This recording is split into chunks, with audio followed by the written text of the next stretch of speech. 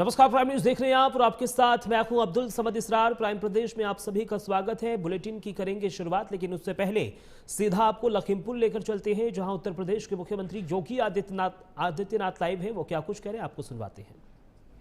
आज उसी अभियान को लेकर के चल रही है और उसी क्रम में आज मुझे लखीमपुर खीरी जनपद के अंदर अभी कुछ देर पहले मैं पलिया में था। वहां पर लगभग 7,000 परिवारों को, यानी 35,000 की आबादी को आज उनका भौमिक अधिकार दिया गया है और आज 1,000 परिवारों को इस मोहम्मदी में भी ये भौमिक अधिकार उपलब्ध कराया जा रहा है। पलिया में हम कार्यक्रम में थे। पलिया का कार्यक्रम थारू जनजाति से जुड़े हुए लोगों के सम्मान और उनके भौमिक अधिकार से जुड़ा हुआ था। आप याद करिए, 4,356 थारू परिवार, कभी उन्हें भौमिक अधिकार नहीं मिल पाया। वे भारत की आजादी के आंदोलन में मुगल आक्रांताओं से जूझते हुए महाराणा प्रताप की सेना का हिस्सा बनते हुए लड़ते रहे और अंत में यहां ठौर ठिकाना मिला तो कभी मालिकाना अधिकार स्वतंत्र भारत में भी नहीं मिल पाया। पहली बार इतिहास में जो थारू महाराणा प्रताप को अपना पूर्वज मानते हैं, शौर्य और पराक्रम के लिए स्वदेश और स्वाभिमान क्या होना चाहिए देश का, उन थारू जनजाति के लोगों को महाराणा सांगा की पावन जयंती के एक दिन पहले आज हम लोगों ने भौमिक अधिकार उसी पलिया में जाकर के उपलब्ध कराया है, चंदन चौकी में जाकर के उपलब्ध करवाया है। देश की आजादी की लड़ाई में योगदान देने वाले उन महान स्वतंत्रता संग्राम सेनानियों के पूर्वज वर्तमान वंशजों को, जिन्हें आज से 70 वर्ष पहले तत्कालीन सरकार ने बसाया तो था, लेकिन कभी उनको अधिकार नहीं दिया। जमीन का अधिकार नहीं, मकान का अधिकार नहीं, राशन कार्ड का अधिकार नहीं। आज ऐसे 2,350 से अधिक परिवारों को वहां पर भी उन स्वतंत्रता संग्राम सेनानियों को, जिन्होंने देश की आजादी के लिए अपना सर्वस्व न्यौछावर किया था, आज पलिया में उनको भी अधिकार पत्र देने के उपरांत मुझे अब मोहम्मदी में आकर के इस आयोजन के साथ जुड़ने का सौभाग्य प्राप्त हो रहा है। यह योजना है बांग्लादेश से 1947 और 1971 में आए हुए परिवारों को उनका अधिकार देने का। याद करिए, ये पापी पाकिस्तान अपने कर्मों से पहले भारत का विभाजन किया और फिर पाकिस्तान के भी टुकड़े हुए हैं। अभी अन्य टुकड़े होने के इंतजार भी करिए, पाकिस्तान और टुकड़ों में बंटने वाला है। लेकिन उस पापी पाकिस्तान के पाप की सजा मिली किसको? वहां रह रहे हिंदुओं को, सिखों को, बौद्धों को, जैनियों को, सिखों को, पारसियों को, ईसाइयों को, क्योंकि उनके यहां किसी अन्य जाति के लिए कोई अस्तित्व नहीं है। और आज मैं कह सकता हूं 1947 और 1971 की उस विभाजन और उस त्रासदी के उपरांत जो लोग विस्थापित होकर के दर दर की ठोकर खाते हुए यहां पर बसे थे, ऐसे 1000 से अधिक परिवारों को आज यहां पर भौमिक अधिकार देते हुए मुझे गौरव की अनुभूति हो रही है कि आज इन बंगाली बंधुओं को उनका अधिकार हम उपलब्ध करवा रहे हैं। आप देखो पाप किस हद तक बोलता है। जिस बांग्लादेश ने इन्हें ठुकराया, जिस पाकिस्तान के पाप के कारण इन पर अत्याचार हुआ था, उस बांग्लादेश से विस्थापित होकर के उनकी जमीन पर, उनकी संपत्ति पर, उनकी पैतृक संपत्ति पर वहां के दरिंदों ने कब्जा किया। और कांग्रेस का पाप देखो, आपका अधिकार तो लिया, आपसे वोट तो लेते रहे, लेकिन कभी आपको मालिकाना अधिकार नहीं दिया। आपकी पहचान छुपाने के लिए गांव का नाम भी मियापुर रख दिया। आप सोचो, एक भी मियां नहीं, लेकिन नाम मियापुर। अब ये मियापुर नहीं रहेगा, अब बांग्लादेश से आए हुए इन बंदों की इस बस्ती का नाम रविंद्र नगर होगा। रविंद्र नगर, गुरुदेव रविंद्र।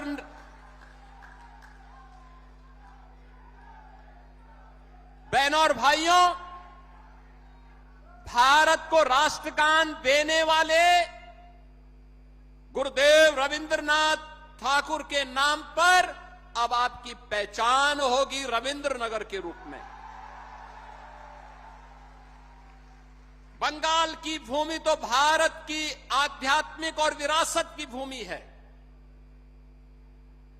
भारत को राष्ट्रगान गुरुदेव रविंद्रनाथ ठाकुर ने दिया और भारत का राष्ट्रगीत भी बंकिम चंद्र चट्टोपाध्याय जी ने दिया। यह वर्ष राष्ट्रगीत वंदे मातरम के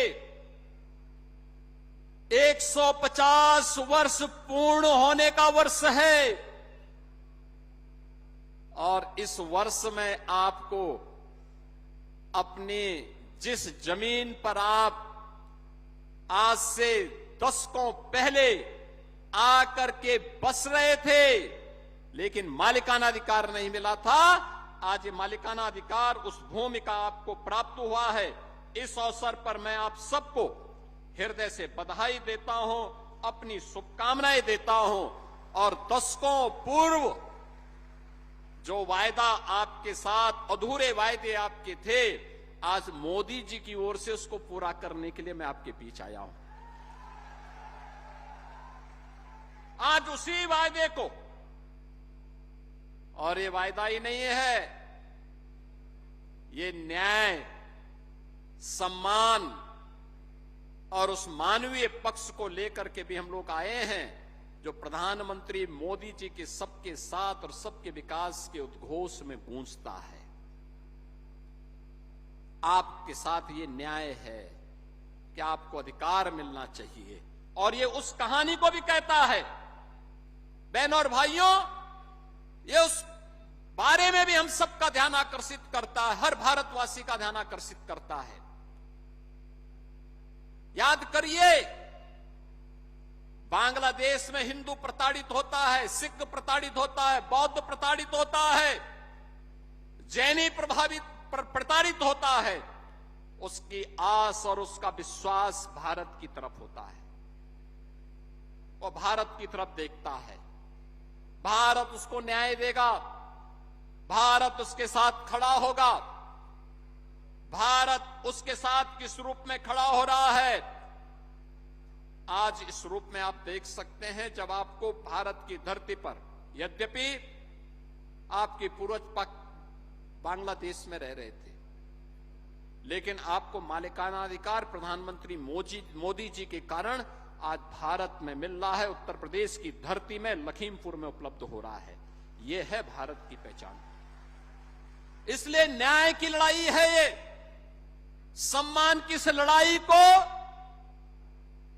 स्वावलंबन की इस लड़ाई को और मानवता की इस लड़ाई को जो संघर्षों से आपने प्रारंभ की, आज सम्मान के साथ आप उसे प्राप्त कर रहे हैं, इसकी भी मैं आपको बधाई देने के लिए यहां पर आया हूं। बहनों और भाइयों, ये नए भारत का नया उत्तर प्रदेश उसी संवेदनशीलता, प्रतिबद्धता और उसी सुशासन की एक नई पहचान बन रहा है।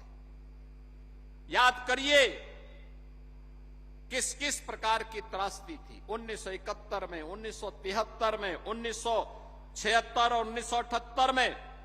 आप यहां पर आए, आप केवल सीमा पार करके नहीं आए थे, अपने साथ टूटे हुए सपनों को और उसकी पीड़ा लेकर के आए थे।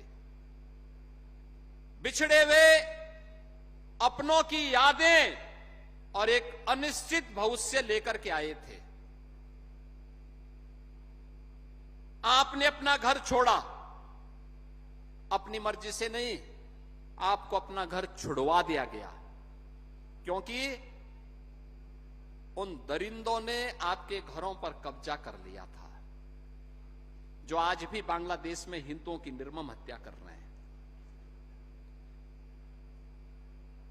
उन्हीं लोगों ने आपकी प्रॉपर्टी पे कब्जा किया था। वहां पर अपनी जमीन छोड़ने के लिए आपको मजबूर कर दिया गया, आपकी आजीविका छीनी गई और आपको आपके अपनों की यादों को पीछे छोड़ना पड़ा था। मैं देख रहा था यहां पर, लेकिन इस सब के बावजूद एक आशा थी कि भारत में ठौर और ठिकाना मिलेगा, भारत में सम्मान मिलेगा। और याद करिए आपको उस बांग्लादेश ने, उस पाकिस्तान ने नहीं अपनाया। आप हिंदू थे तो हिंदुस्तान ने ही आपको अपने गले से लगाया। आप सिख थे, आपको हिंदुस्तान ने ही अपने गले से लगाया।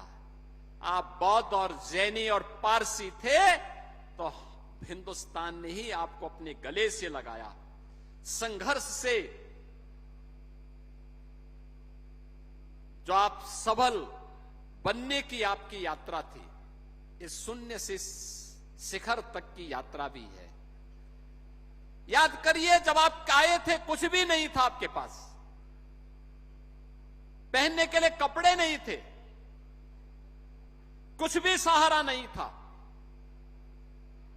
और आज मैं देख रहा था,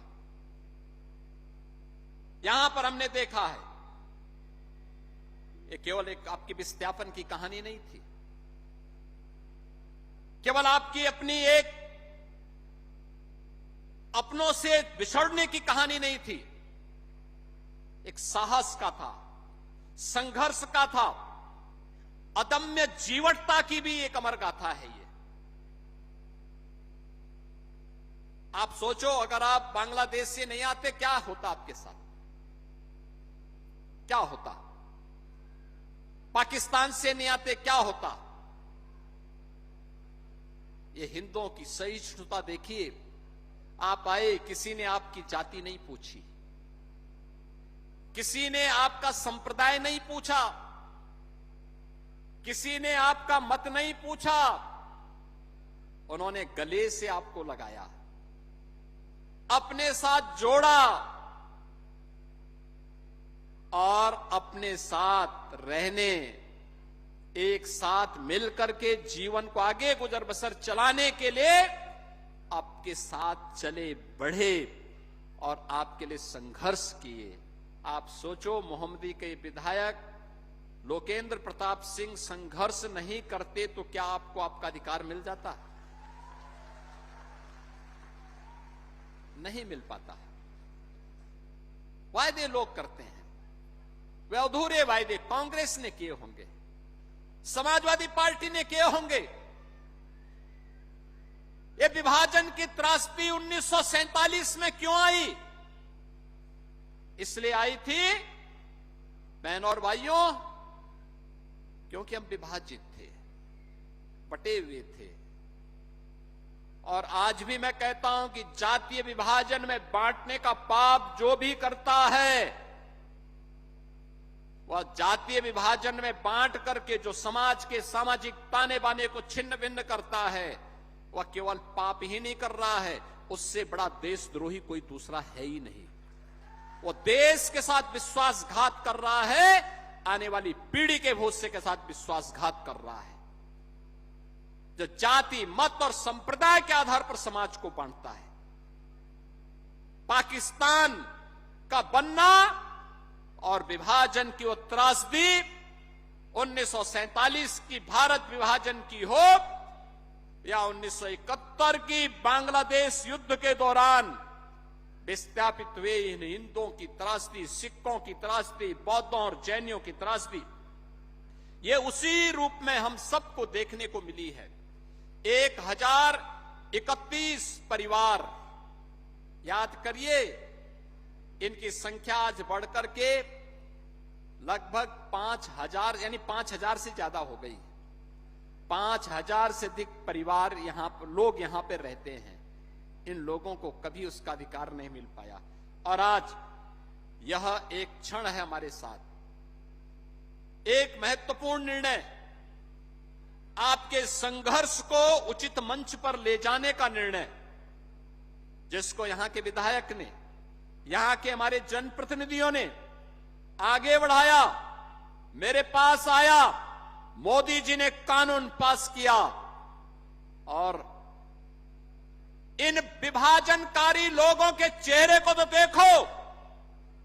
जिस सिटीजनशिप अमेंडमेंट एक्ट के अंतर्गत आपको हमें अधिकार प्रदान कर रहे हैं, इसका विरोध कांग्रेस ने भी किया था और समाजवादी पार्टी ने भी किया था। ये लोग नहीं चाहते थे कि हिंदुओं को, सिखों को, बौद्धों को, जैनियों को अधिकार मिले, क्योंकि ये तो तुष्टीकरण के पोषक है। जब हम लौह पुरुष सरदार वल्लभ भाई पटेल की जयंती मनाते हैं, तब समाजवादी पार्टी देश के तोड़क जिन्ना के प्रति उसका महिमा मंडन करते हैं। जब हम एकजुट होने का आह्वान करते हैं, तब ये जातीय विभाजन में समाज के सामाजिक ताने बाने को छिन्न भिन्न करने का पाप करते हैं। और ये वही लोग हैं, इसलिए केवल एक निर्णय नहीं है बहनों और भाइयों, ये न्याय का वह क्षण है जिसने इतिहास की अधूरी तमन्ना को पूरा किया है। वह क्षण आया है। आने वाला समय जब कभी पूछेगा कभी कि बंगाली बोलने वाले इतनी बड़ी संख्या में लोग कहां से आए हैं, और उस समय बताना फिर, यानी ये लोग अपनी भूमि को इनको विस्थापित किया गया, लेकिन लखीमपुर ने उन्हें अपनाया है, उत्तर प्रदेश की धरती ने उन्हें अपनाया है।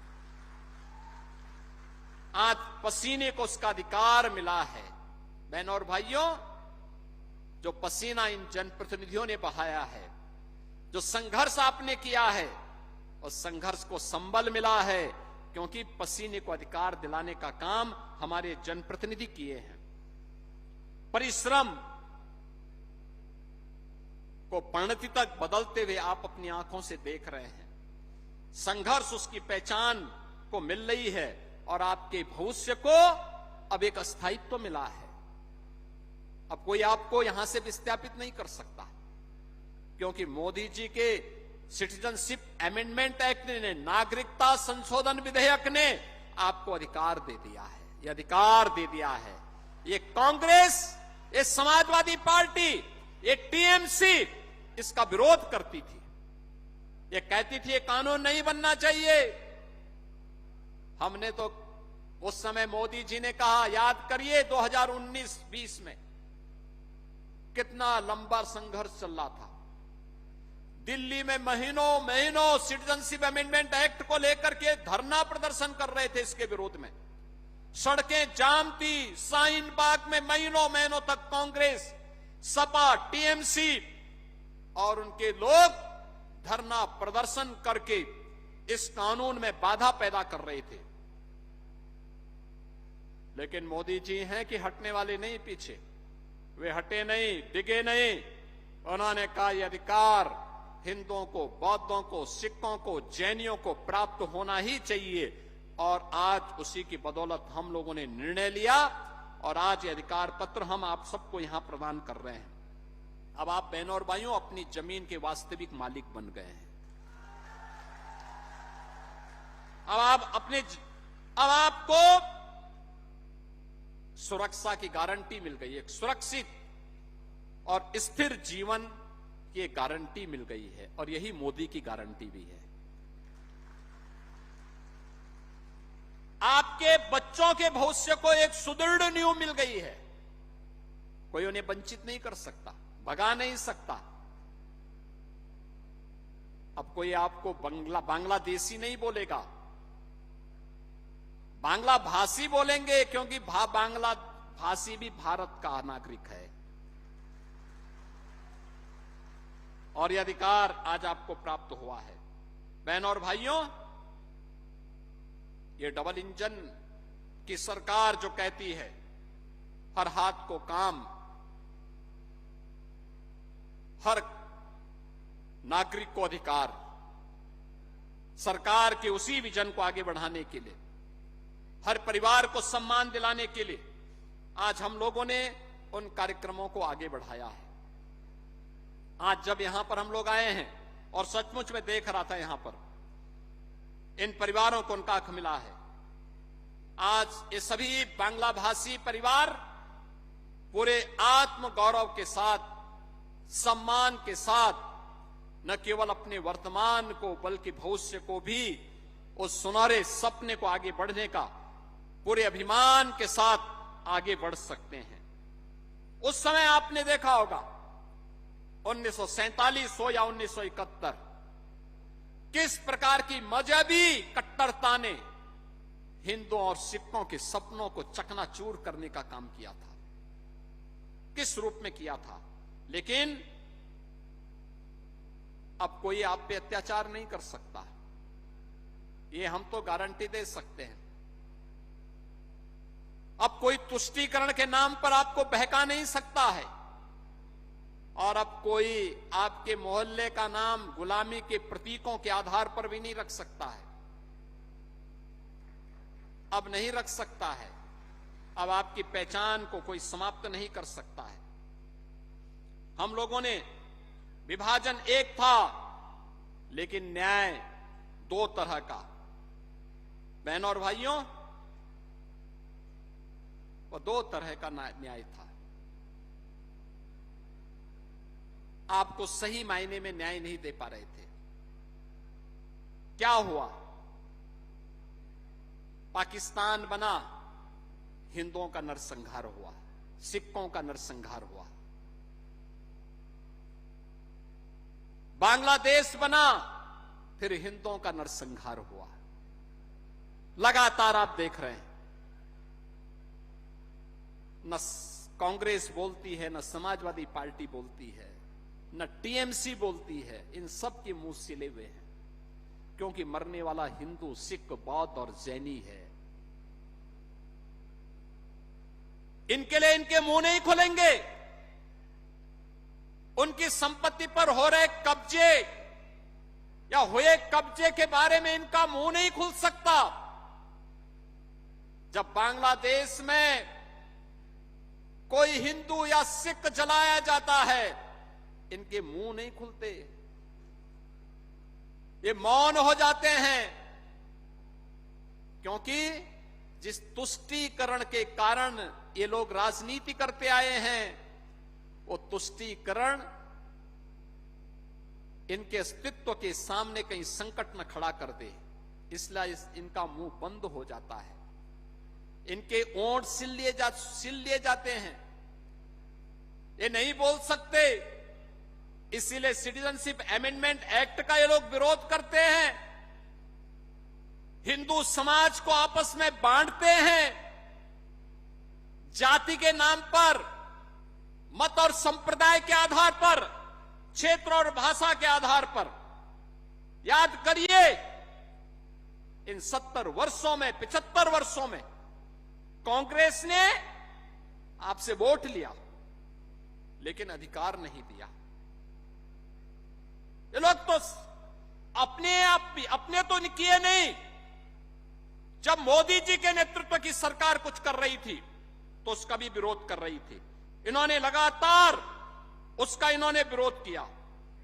लेकिन अब हम कह सकते हैं कि दशकों पहले जो चुप्पी थी डबल इंजन की सरकार के सामने, वो चुप्पी टूटी है। सीए का कानून बना है। कोरोना को परास्त करने के बाद अब हम आए हैं आपको आपका अधिकार दिलाने के लिए, और ये अधिकार की वही यात्रा है। बहनों और भाइयों, यहां पर लखीमपुर खीरी, गोला, धौरारा और मोहम्मदी में बसे हुए इन सभी परिवारों को, यानी जो लगभग 1031 परिवार हैं, इन परिवारों को 542 हेक्टेयर भूमि का मालिक बनाने के लिए आज हम सब यहां पर आए हैं। और इसी प्रकार से पीलीभीत, लखीमपुर खीरी, रामपुर, बिजनौर, ये 4 जनपद हैं। इन 4 जनपदों में संख्या बताऊं कितने बांग्लादेशी हैं, कितने बांग्लादेश से आए हुए विस्थापित हिंदू हैं और सिख हैं। इनकी संख्या है लगभग 65,000।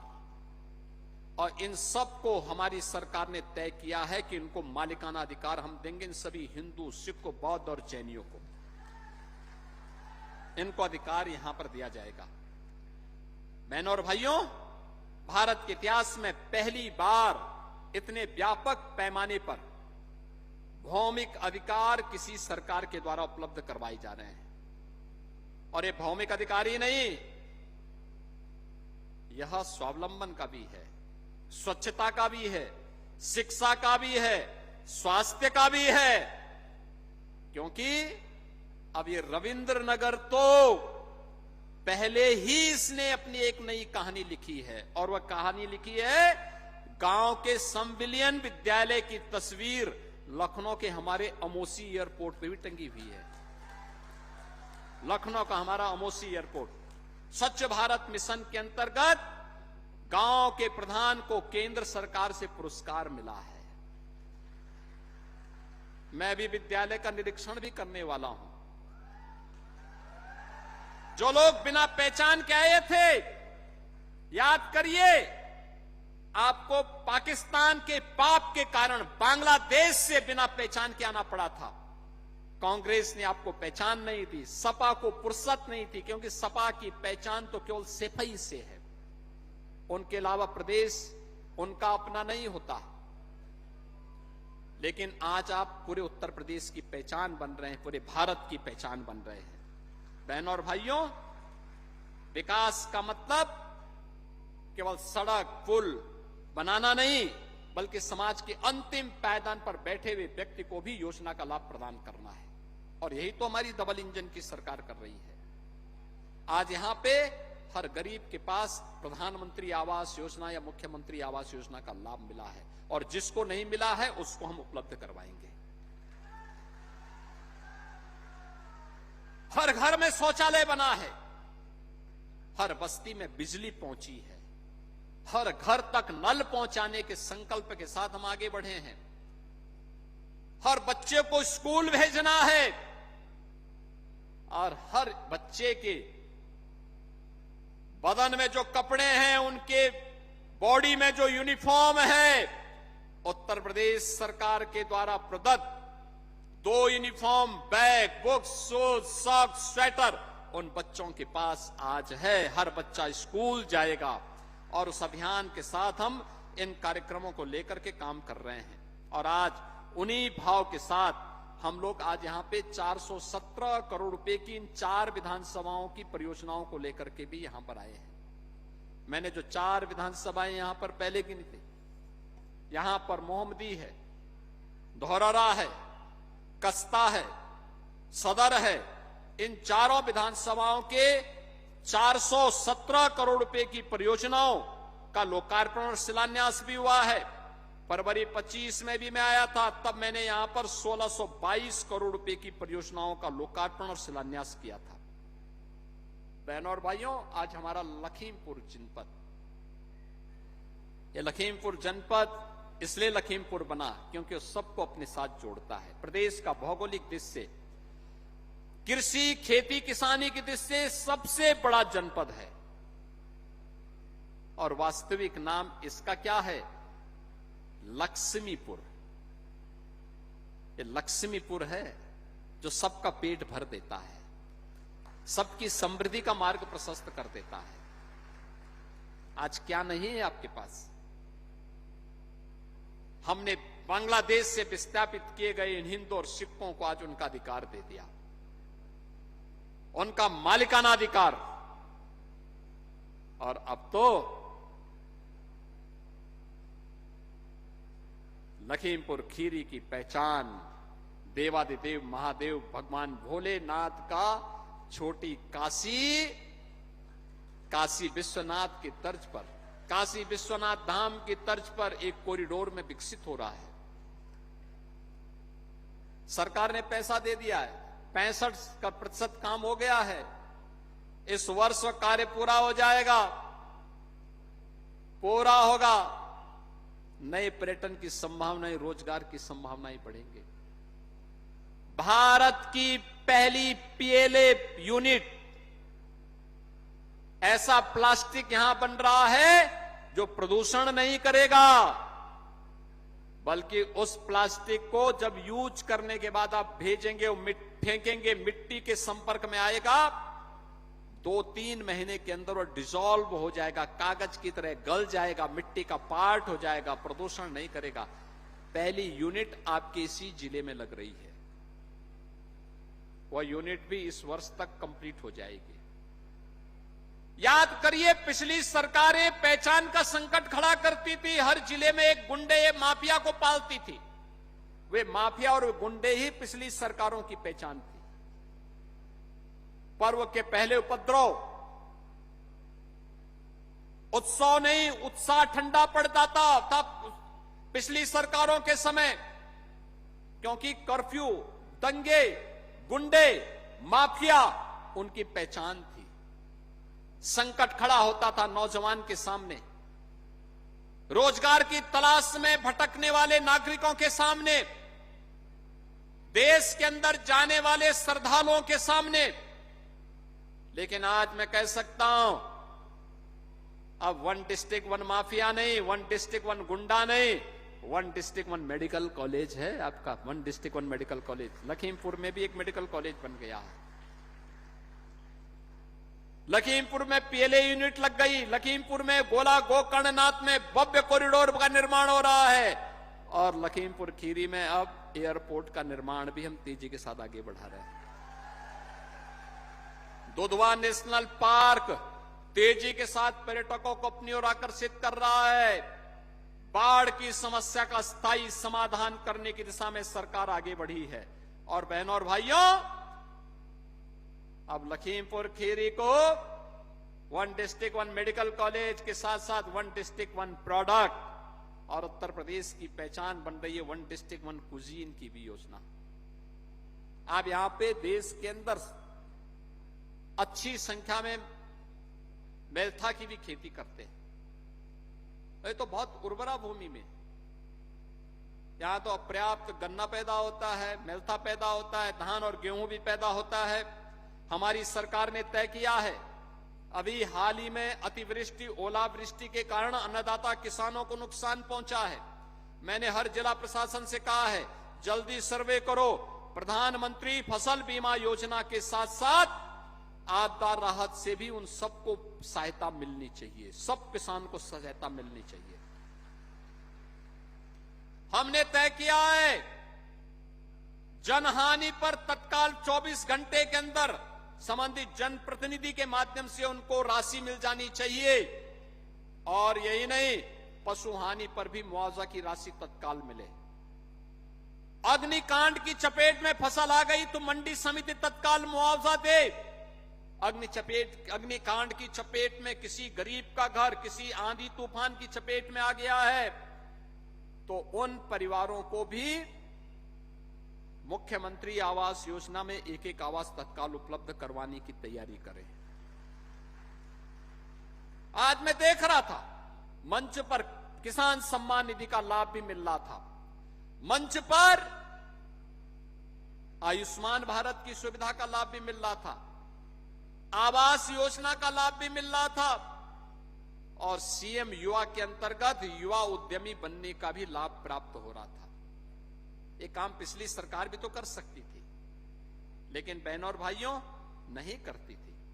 मुझे एक और बात बताई गई, ये जो तहसील है ना, इस तहसील में केतकी का फूल खिलता है, जो कहते हैं दुनिया में कहीं नहीं खिलता है। इसको भी पहचान दिलाएंगे, एक पहचान। हाँ, इसके लिए भी हमने पैसा दे दिया है। विधायक जी कह रहे थे पैसा, यहां पैसा दे दिया है। और बहनों और भाइयों, इसीलिए आज मैं आपके बीच आया हूं आपसे कहने के लिए कि जो माफिया का संकट था, गुंडों का संकट था, माफिया मिल गए मिट्टी में। अब माफिया सिर नहीं उठा सकता यूपी में। वे गए जहां की यात्रा भी जाना था। अब आपकी पहचान मेडिकल कॉलेज से होगी, अब आपकी पहचान विकास से होगी और उसी विकास को आगे बढ़ाने के लिए आज बहनों और भाइयों हम सब यहां पर उपस्थित हुए हैं। यही तो डबल इंजन सरकार की अपनी एक संकल्प शक्ति है, जो आपको आपकी पहचान दिलाने के लिए, आपका अधिकार दिलाने के लिए, आपके आने वाली पीढ़ी के भविष्य को उज्जवल बनाने के लिए और डबल इंजन की डबल स्पीड का लाभ बिना भेदभाव के आप सबको प्राप्त हो सके, इसके लिए उपलब्ध हुई है। मैं यहां पर उपस्थित आप सभी से इस बारे में जरूर कहूंगा, जब भी विभाजन होगा तो हमारे सामने ऐसी त्रासदी देखने को मिलेगी जैसे हमारे इन बांग्लादेशी बंधुओं के सामने कभी हुआ था। वह त्रासदी किसी के सामने ना आने पाए, इसी के लिए मैं कहता हूं कि जाति में मत बंटिए, क्षेत्र में मत बंटिए। मोदी जी की योजना का लाभ बिना भेदभाव के सबका साथ और सबके विकास के साथ मिल रहा है। न जाति देखी, न क्षेत्र देखा, न भाषा देखा। हर दलित, हर वंचित, हर पिछड़ा, हर नागरिक को उसका अधिकार मिल रहा है। लेकिन विभाजनकारी ताकतें लगातार शरारत कर रही हैं, क्योंकि आपके विभाजन में ही उनकी राजनीति और उनके गुंडों को फलने फूलने का अवसर प्राप्त होता है। उन गुंडों से जो मुक्ति मिली है, उन दंगों से जो मुक्ति मिली है, उसको फिर से पनपने मत देना। और यही कहने के लिए आज मैं आपके बीच आया हूं कि नया भारत का नया उत्तर प्रदेश, एक भारत श्रेष्ठ भारत के रूप में उत्तर प्रदेश भी उसमें ग्रोथ इंजन के रूप में काम करने के लिए आज अपने आप को तैयार कर रहा है और उसमें आप सबकी भूमिका महत्वपूर्ण हो जाती है। आज जिन परिवारों को यह योजना का लाभ मिल रहा है, उन सभी परिवारों को मैं आज के अवसर पर इन सभी योजनाओं का लाभ प्रदान होने के अवसर पर एक बार फिर से अपनी बधाई देता हूं, अपनी शुभकामनाएं देता हूं और आप सबसे इस बारे में कहूंगा, अपनी पहचान को बनाए रखना। आपकी पहचान यहां पर आई है हिंदू सनातन संस्कृति के साथ साथ, उसके साथ बंगाल की धुन जरूर बनी रहनी चाहिए, रविंद्र संगीत भी रहना चाहिए, उसके साथ में जुड़ना चाहिए। बंकिम चंद्र चट्टोपाध्याय के राष्ट्रगीत की धुन और आनंद मठ की वह संकल्प शक्ति भी उसके साथ जुड़ी रहनी चाहिए, जिन्होंने राष्ट्रगीत के साथ जोड़ा था। इस भावना के साथ मैं आज के इस अवसर पर आप सभी को, जिन 1000 परिवारों को आज उनका हक मिला है, उन 1031 परिवारों को, यानी 5000 से अधिक लोग उससे लाभान्वित हुए हैं, उनको बधाई देता हूं। मंचस्थ जितने हमारे जनप्रतिनिधि हैं, 417 करोड़ रुपए की इन परियोजनाओं के लिए, उन सभी को मैं हृदय से बधाई देते हुए लखीमपुर खीरी वासियों का अभिनंदन करता हूं और विश्वास करता हूं कि विरासत और विकास की ये योजना अनवरत बिना रुके, बिना डिगे, बिना झुके आगे बढ़ती रहेगी। आप सबके प्रति मेरी मंगलमय शुभकामनाएं हैं। धन्यवाद। जय हिंद, जय जय श्री राम। तो लखीमपुर खीरी से आप